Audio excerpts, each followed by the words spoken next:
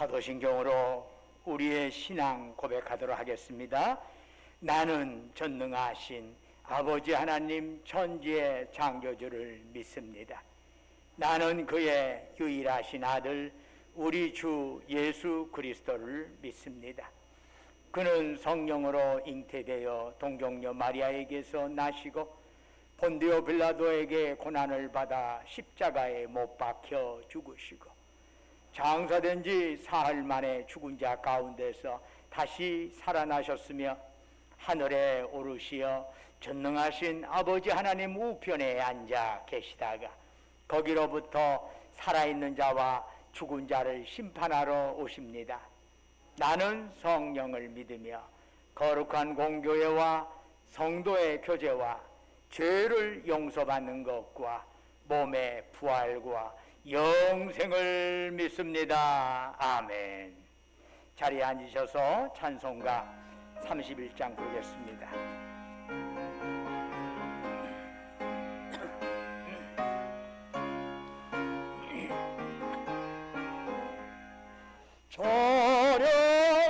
찬양하라 복되신 곳에 주 예수 백성 돌아 사랑을 전하세 경배하라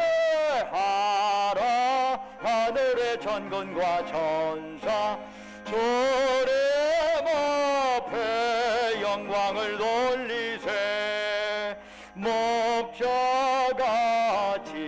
우리를 지키시고 종일 봄에 놀아나 주시니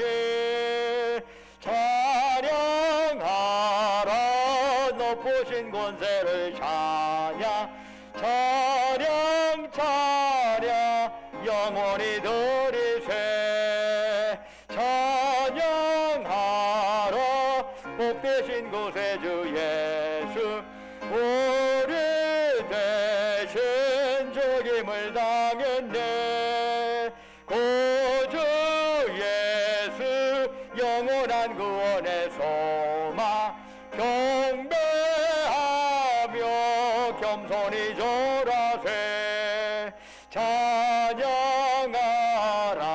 우리 죄 지신 예수 그의 사랑 한없이 크셔라 찬양하라 높으신 권세를 찬양 찬양 찬양 영원히 드리세 찬양하라 복되신 곳에 주 예수 천사들아 즐겁게 찬양해 구주 예수 영원히 다스리시니 멸류관이 주 앞에 드리세 구주 예수 세상을 이기시고 영광 종에 또다시 오시리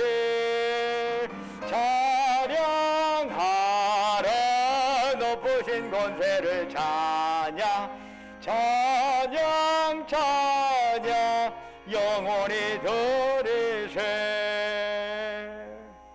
예배를 위해서 이재인 장로님 나오셔서 기도하시겠습니다.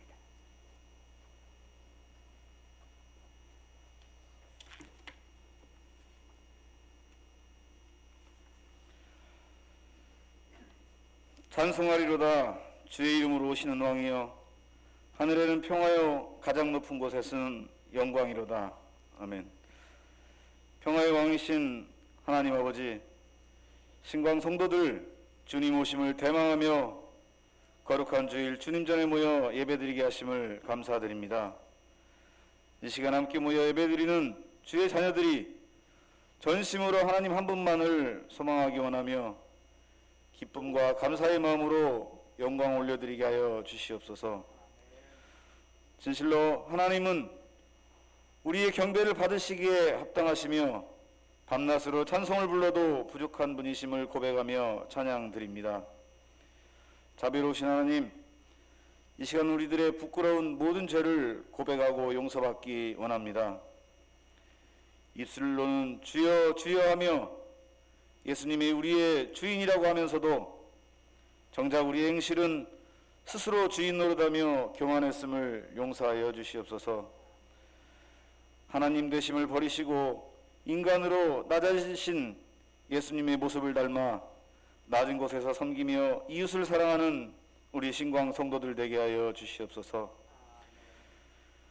거룩한 주님의 시간에 오직 하나님을 즐거워하며 경배하게 하여 주시고 예배의 모든 순서를 간섭하여 주시며 신령과 진정으로 여호와를 높여드리는 예배가 되기를 간절히 기도드립니다. 만물의 주인이신 하나님, 코로나 확산이 반복되면서 많은 것들이 위축되고 어려워지게 합니다. 제대로 사업을 할 수 없는 자영업자들과 일자리를 구하지 못해 방황하는 이 땅의 젊은이들과 소외계층을 기억하여 주셔서 속히 코로나 확산이 잠잠해져 안정된 경제를 이루어갈 수 있도록 역사하여 주시옵소서. 우리 교회를 사랑하시는 주님, 어려운 상황 가운데도 모일 때마다 은혜가 넘치며 가정과 일터에서 그리스도의 자녀로 구원의 기쁨을 누리고 복의 통로가 되게 하시며 우리 생활의 순간순간이 주님이 함께 하심에 우리 삶 전체가 주님 앞에 걸어가는 복된 인생이 되어지는 신광 성도들 되게 하여 주시옵소서. 이 시간 하나님의 말씀을 들고 서시는 담임 목사님에게 성령 충만케 하시고 영육간의 강건함도 허락하사 선포하는 말씀이 하늘의 권세와 능력으로 더하여 주시옵소서. 주의 말씀은 우리의 발의 등이요 빛이라고 하신 시편 기자의 고백과 같이 목사님을 통해 주시는 말씀이 희미해졌던 삶의 여러 가지 것들과 확신이 무뎌져 가던 믿음이 회복되어지고 우리의 마음과 생각이 다시 하나님께로 고정되게 하여 주시옵소서. 예배를 위해 곳곳에서 헌신하는 성도들의 섬김을 기뻐 받아주시고 예배 가운데 홀로 영광 받아주시기를 간구드리며 모든 말씀을 빛으로 오시는 예수님의 이름으로 기도드립니다. 아멘.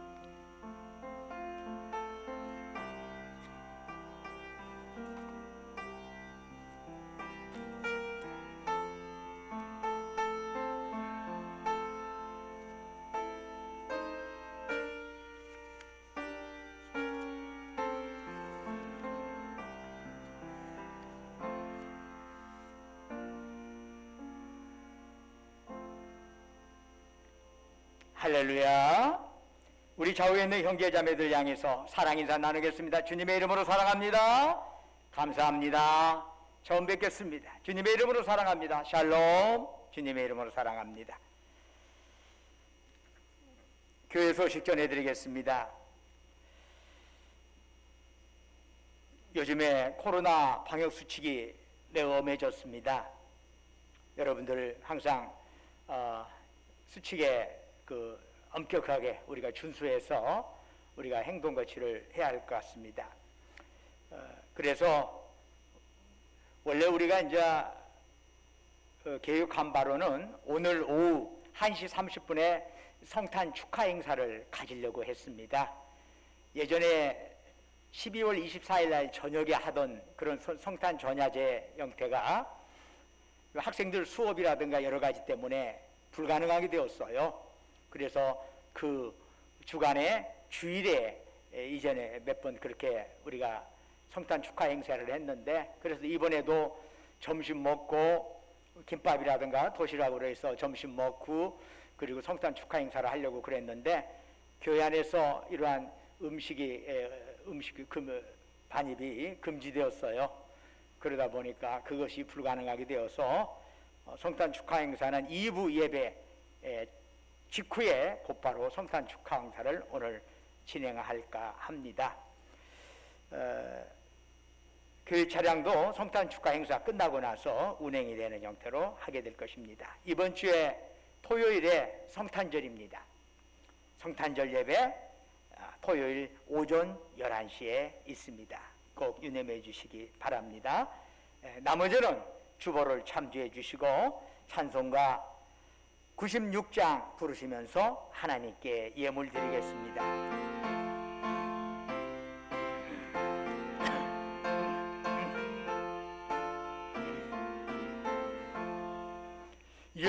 예수님은 누구신가 오는 자의 위로와 없는 자의 풍성이며 전한 자의 높음과 잡힌 자의 노임되고 우리 기쁨 되시네.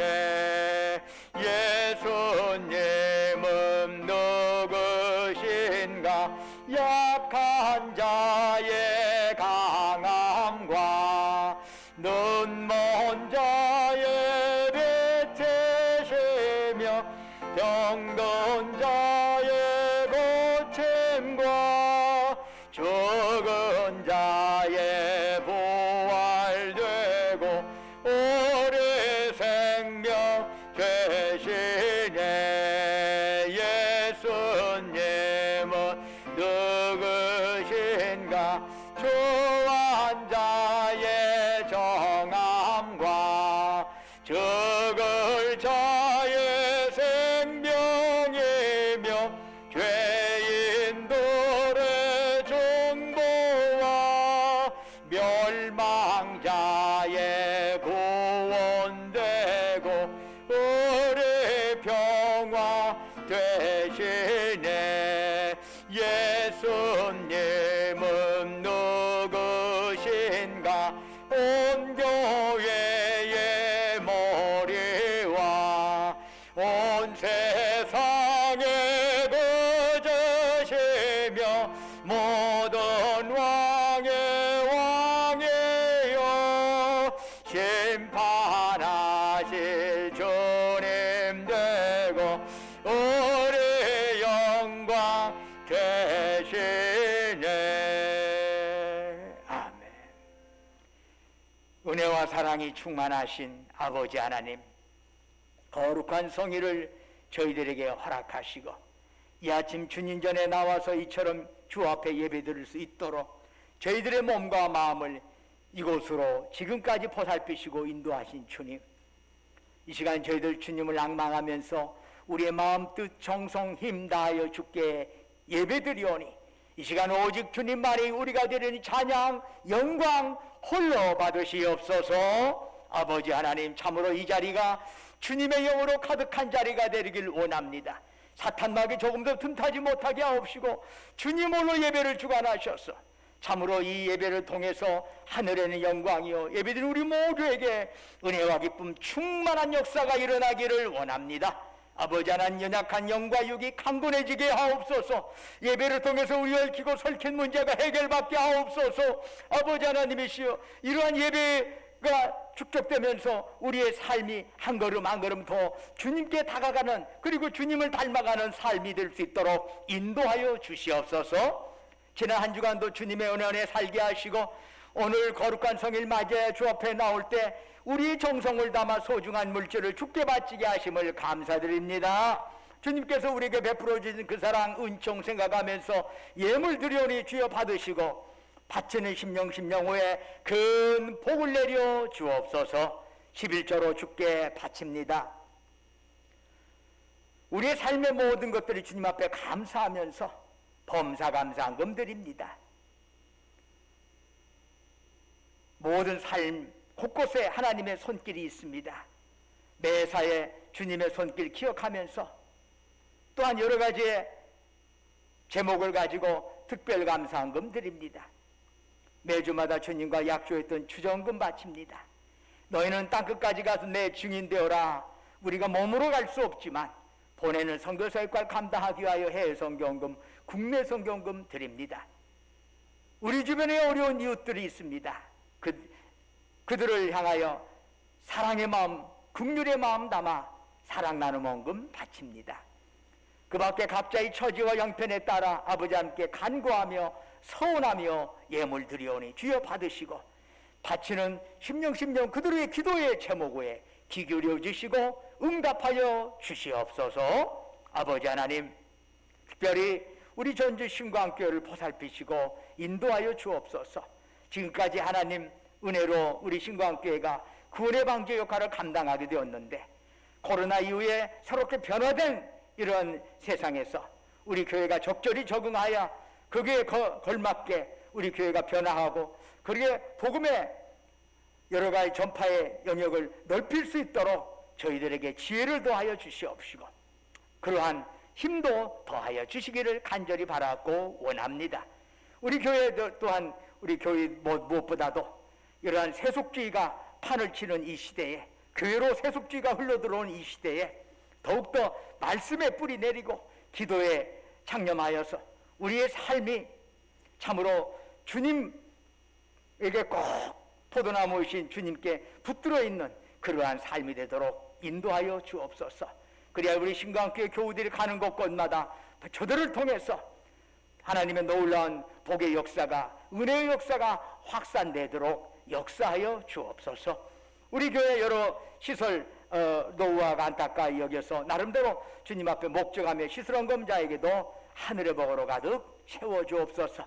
그 밖에 꽃으로, 목소리로, 몸으로 이름도 없이 빛도 없이 주님 앞에 헌신하고 헌물하는 그들을 기억하시고 그들의 섬김 받으시고 하늘 상급으로 가득 채워 주옵소서. 아버지 하나님, 원컨대 예물 쓰이는 곳곳마다 오직 복음의 역사만 나타나게 하시고 주님 영광만 크게 드러나게 하옵소서.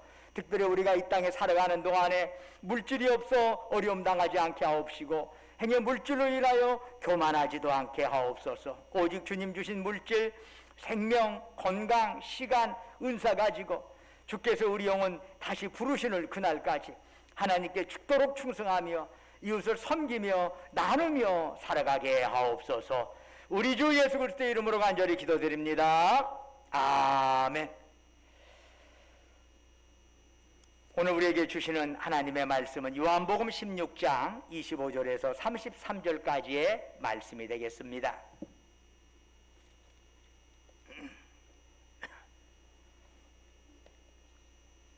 신약성경 175쪽에 16장 25절부터 33절까지 저와 여러분이 한 절씩 교독하겠습니다.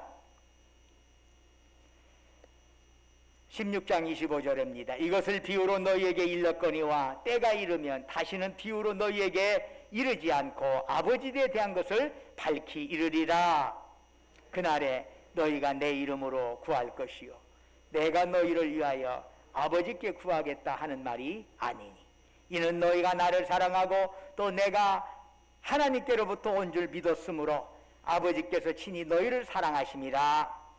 내가 아버지에게서 너와 세상에 왔고 다시 세상을 떠나 아버지께로 가노라 하시니 제자들이 말하되 지금은 밝히 말씀하시고 아무 비유로도 하지 아니하시니 우리가 지금에야 주께서 모든 것을 아시고 또 사람의 물음을 기다리지 않는 줄 아나이다.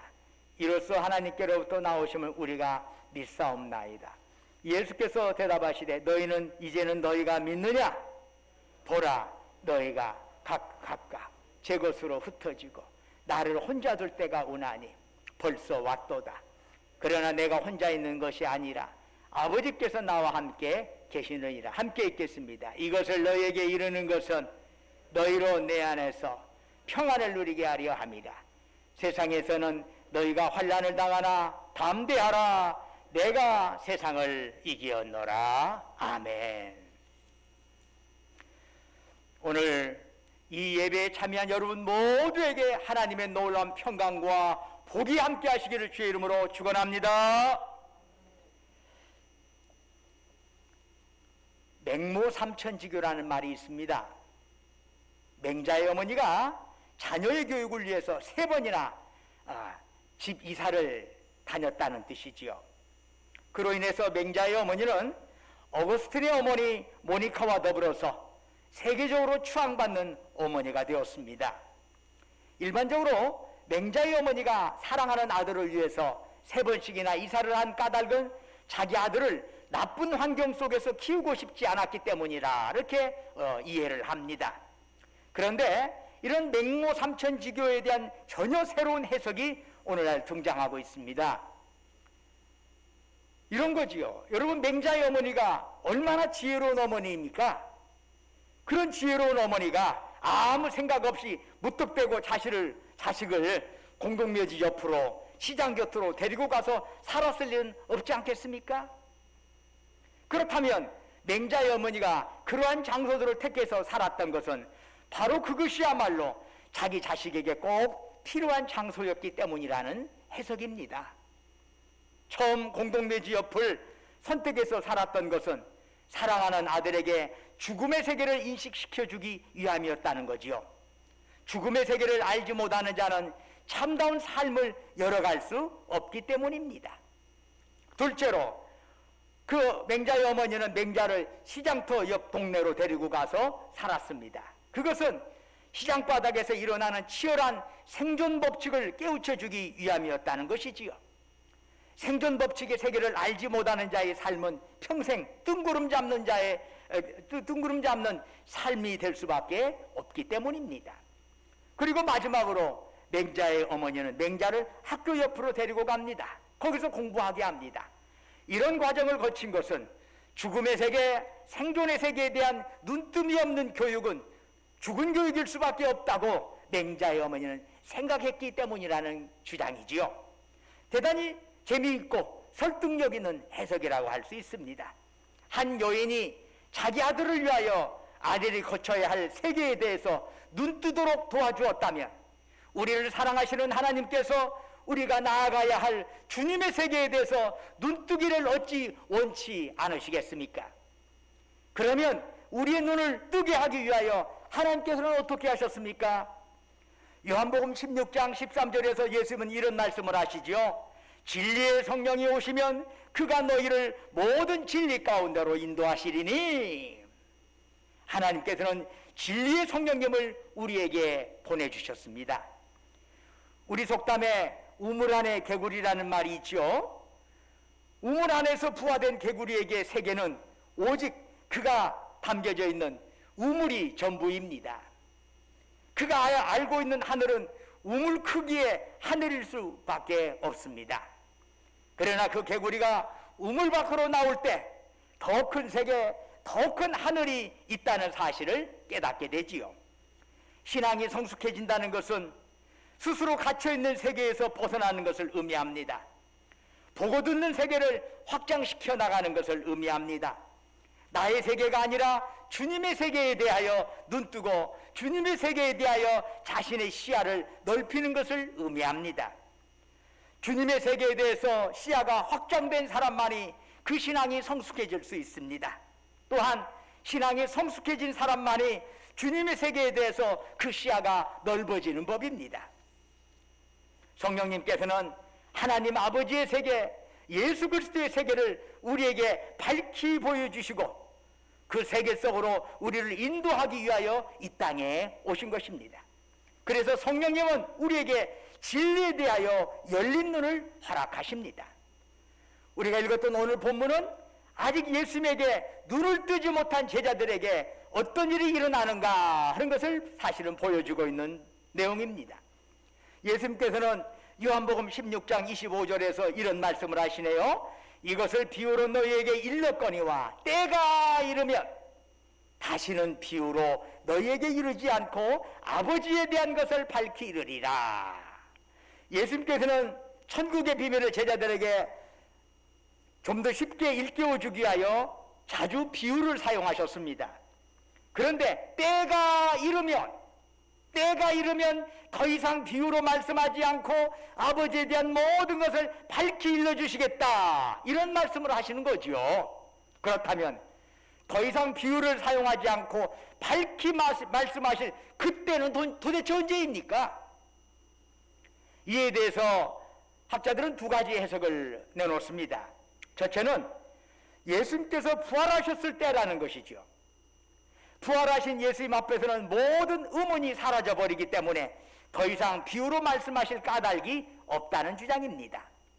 둘째는 예수님께서 부활 승천하신 후 성령님께서 이 땅에 강림하실 때라는 주장이 있습니다. 성령님은 우리와 함께 하시면서 우리가 모든 것을 밝히 깨달을 수 있도록 영적으로 도와주시기 때문이지요. 이 둘 중 어떤 해석이 적절하느냐, 사람들 따라 조금씩 차이가 날 수 있습니다. 그런데 중요한 것은 그때가 주님께서 제자들에게 말씀하시는 지금은 아니라는 사실입니다. 지금은 예수님께서 체포당하시 직전입니다. 부활의 때도 아니고 성령의 강림의 때도 아닙니다. 그런데 제자들은 예수의 말씀을 듣고 요한복음 16장 29절 이하에서 다음과 같이 답변을 하네요. 지금은 밝히 말씀하시고 아무 비유로도 하지 아니하시니 우리가 지금에야 주께서 모든 것을 아시고 또 사람의 물음을 기다리시지 않는 줄 아나이다. 이로써 하나님께로부터 나오심을 우리가 믿사옵나이다. 주님께서는 분명히 그때가 되어서야 더 이상 비유가 필요 없을 정도로 명쾌하게 모든 것을 밝힐 것이다 말씀하셨습니다. 그러나 제자들은 그때가 아니라 지금 주님에 대해서 이미 모든 걸 다 알았다라고 이런 주장을 하고 있는 것입니다. 우리는 여기에서 제자들이 주님의 말씀에 대해서 오해하고 있다는 사실을 발견할 수 있습니다. 게다가 제자들은 주님을 믿습니다라고 당당하게 고백하기까지도 하는데, 이것은 주님을 제대로 알았기 때문에 하는 고백이 아니라 자기 나름대로의 자기식의 속단에서 나온 고백이라 할 수 있습니다. 제자들의 오해를 보시면서 주님은 이런 말씀을 하시네요. 너희는 이제는 너희가 믿느냐? 보라, 너희가 다 각각 제 곳으로 흩어지고 나를 혼자 둘 때가 오나니 벌써 왔도다. 그러나 내가 혼자 있는 것이 아니라 아버지께서 나와 함께 계시느니라. 제자들이 주님을 혼자 두고 각각 제 곳으로 흩어진다는 것은 무엇을 의미합니까? 주님을 버리고 배신한다는 말씀이에요. 제자들은 지금 주님을 밝히 알고 주님을 믿노라 확신에 찬 고백을 합니다. 그러나 주님께서는 너희가 정말 나를 믿느냐? 오히려 나를 배신할 때가 벌써 왔다라고 응수를 하시는 거지요. 그리고 제자들은 모두가 정말 그로부터 몇십 분 후에 주님이 붙들리시자 모두 다 주님을 버리고 도망을 쳤습니다. 그런 것을 보면은 그들이 주님을 알았다고 속단할 때가 바로 배신의 때라고 할 수 있습니다. 주님께서는 당신의 십자가 죽음을 여러 차례 제자들에게 예고하셨지만 그때마다 제자들은 그 말씀을 새겨 듣지 않고 자기 좋을 대로 해석하고 속단했습니다. 시편 1편은 하나님의 말씀을 주야로 묵상하라고 권면하고 있습니다. 왜 우리가 하나님의 말씀을 한 주에 한 번씩이 아니라 날마다 주야로 묵상해야 할까요? 그것은 하나님의 말씀은 오해나 속단되어서는 안 되기 때문입니다. 이와 관련하여 우리가 두 가지를 기억할 필요가 있습니다. 첫째는 속단이 있는 곳에는 배신이 있다는 사실입니다. 장님이 코끼리 만지는 식으로라고 하는 속담이 있지요. 이것은 한 번도 코끼리를 본 적이 없는 장님이 코끼리를 만져보고 코끼리에 대해서 평가하는 것입니다. 코끼리? 이 기둥 같은 거야. 큰 기둥 같구만. 어떤 장님은 말합니다. 무슨 소리? 코끼리는 벽같이 넓적해. 벽 같아.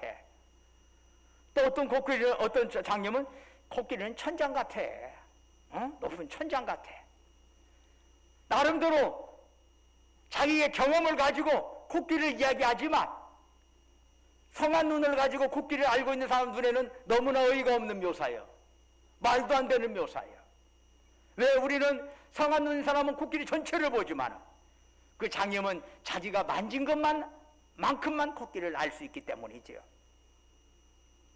이것은 부분을 가지고 전체를 판단하는 잘못을 범하는 것입니다. 그런데 하나님과 사람 사이의 차이는 코끼리와 장님 간의 차이와는 비교도 안 되게 큽니다.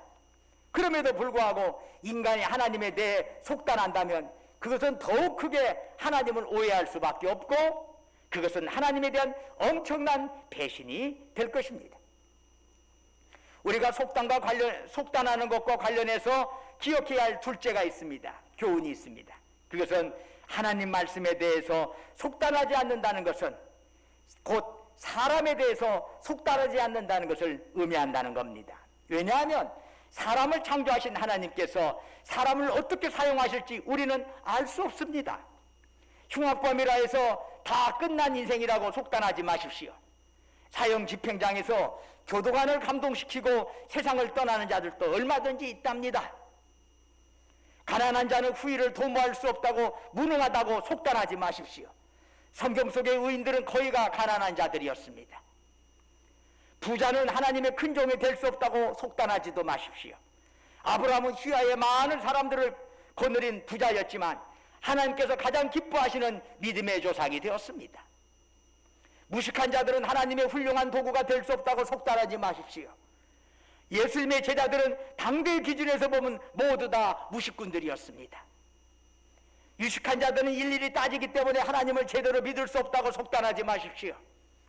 모세나 이사야나 예레미야나 바울 모두 당대 최고의 엘리트들이었습니다. 사랑하는 여러분, 우리가 가져야 할 참된 믿음은 무엇일까요? 함부로 사람을 판단하지 않는 것입니다. 예수님께서 마태복음 7장 1절 이하에서 이런 말씀을 하셨습니다. 비판을 받지 아니하려거든 비판하지 말라. 어찌하여 형제의 눈 속에 있는 티는 보고 네 눈 속에 있는 틀보는 깨닫지 못하느냐?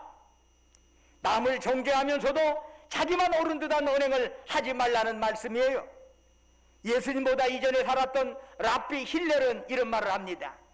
당신 자신이 그 처지가 되기 전까지는 동료를 판단하지 말라.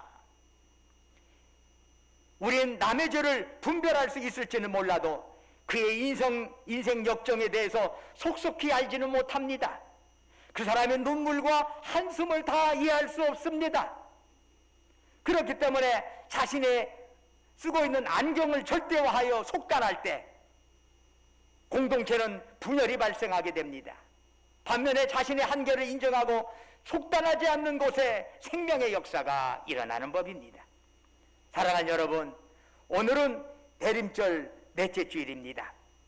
하나님의 독생자이신 예수님께서 이 땅에 오심을 기리는 성탄절이 가까워지고 있습니다. 그런데 이 땅에 하나님의 아들이 오신 모습은 진정 놀랍고 놀라운 모습입니다. 하나님의 아들은 한 아기로 우리에게 다가오셨습니다. 말구유에 누인 작은 아기로 오셨습니다.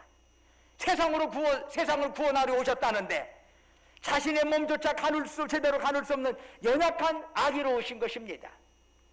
적어도 세상을 구원하려 했다면 신화적인 영웅이나 어떤 슈퍼맨 같은 존재로 오해하지 않습니까? 그래야 많은 사람들이 우러러보고 박수를 치고 그 사람을 따르는 거 아니겠습니까? 적어도 왕족 귀족의 한 큰 집에서 뼈대 있는 그런 집에서 태어나야 하지 않습니까? 목수의 아들 말고 말이죠. 그러나 예수님 하나님의 아들은 가장 낮은 곳에 가장 낮은 비천한 모습으로 이 땅에 태어나셨습니다. 그런 분을 구주로 모시라는 것이지요. 언뜻 생각하면 이해가 안 됩니다. 그러나 하나님의 지혜에는 바로 이 연약한 아기에 우리의 구원이 있다는 것입니다. 참된 구원은 세상의 힘이나 세상의 부로 얻을 수 있는 것이 아니라는 거지요. 하나님께서는 우리가 속단하지 말고 가장 연약하고 작은 아기를 구주로 모셔라. 그런 사람이 되어라. 그 앞에 무릎 꿇어라. 이렇게 우리에게 하나님은 요구하시는 겁니다. 우리의 생각, 우리의 전리에 판단 다 내려놓고 우리에게 오신 아기를 겸손하게 모시는 것, 이것이 성탄절의 자세라고 할 수 있습니다. 아무쪼록 진리에 대해서, 하나님의 말씀에 대해서, 하나님의 사역 방식에 대해서 속단하지 말고 열린 눈으로 바라보고 그것을 받아들여야 하지 않겠습니까? 이제 성탄절 며칠 안 남았습니다. 코로나 때문에 힘들고 어려운 시대입니다. 그런 때일수록 우리의 자세는 코로나로 인하여 주님께 나아가는 것을 망설일 필요는 없습니다. 어떤 형태로든 우리는 주님께 다가갈 것입니다. 그리고 주님 앞에 엎드릴 것입니다. 아기 예수 바라보면서 그 앞에 뻣뻣하게 내려다보는 게 아니라 무릎 꿇고 주님을 올려다보는 그런 모습이어야 하지 않겠습니까? 섣불리 내가 갖고 있는 어떤 전의의 판단 다 내려놓고 하나님의 우리에게 주시는 구원의 지혜가 무엇인가를 깨닫고 그것에 합당한 모습으로 살아갈 수 있기를 주님의 이름으로 축원합니다. 은혜와 사랑이 충만하신 아버지 하나님, 오늘도 주 앞에 이와 같이 예배드리게 하시니 감사합니다. 코로나가 2년째 이어지고 있는데 이런 과정 바라보면서 예배드리는 것 자체가 참 기적이구나 생각하고 은혜구나 생각합니다. 바라올 건데 2021년 한 해를 마무리하는 그리고 성탄절과 마무리하는 모든 과정에 주님이 동행하여 주옵시고 또 내년에 있을 신년 특별 새벽 기도의 모든 과정에도 주님이 함께 하셔서 참으로 이러한 끝맺음과 또 다른 시작의 전환기에서 모든 것을 잘 감당해 나갈 수 있도록 도와주옵소서. 낮은 자세로 겸손한 자세로 엎드리는 자세로 한 해를 맞게 하시고 감사하는 자세로 한 해를 마무리하게 하옵소서. 예수 그리스도 이름으로 간절히 기도드립니다. 아멘. 다 같이 일어나셔서 찬송가 620장 2절 부르겠습니다.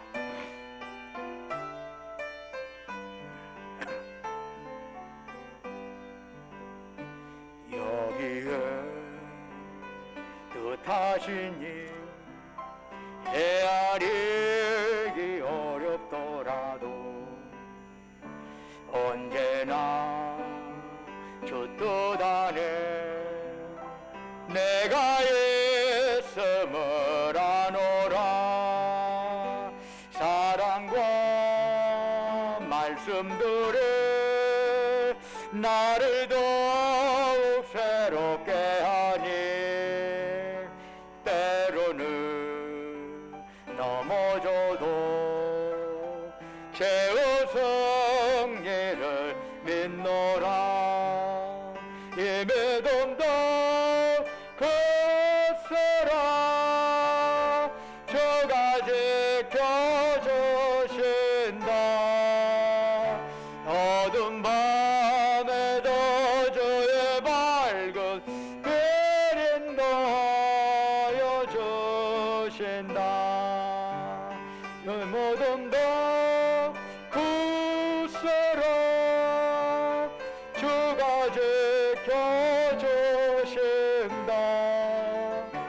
어두운 밤에도 주의 맑은 빛 인도하여 주신다. 이제는 우리를 사랑하사 우리를 구원하게 하여 하늘 보좌 버리시고 낮고 닿는 이 땅에 저 마국간에서 태어나시고 우리의 죄를 대속하기 위하여 십자가에 보혈을 흘려 죽으셨다가 사흘 만에 부활하신 우리 주 예수 그리스도의 은혜와 아버지 하나님의 독생자를 주시까지 하신 망극하신 사랑과 오늘 또 우리 가운데 역사하셔서 우리의 연약함 강건함으로 바꾸시고 우리의 부족함 충만함으로 채워주시고 우리의 탄식과 좌절과 눈물을 소망과 기쁨과 감사로 바꿔주시는 성령님의 역사가 이 땅에 참으로 낮은 곳에 낮은 모습으로 아기의 모습으로 가장 연약한 모습으로 이 땅에 오신 그 구주, 우리가 그 구주를 품에 안고 그분께 경배하는 마음으로 그렇게 성탄절을 맞이하겠노라고 겸손한 마음으로 낮은 자세로 그렇게 살아가겠노라고 다짐하는 사랑하는 주의 백성들, 그들이 속해 있는 가정, 직장, 사업장 위에 외지에서 공부하느라 직장 다니느라 군복무하라 수고하는 우리 아들, 딸들 위해 지금부터 영원토록 함께 하시기를 간절히 축원하옵나이다. 아멘.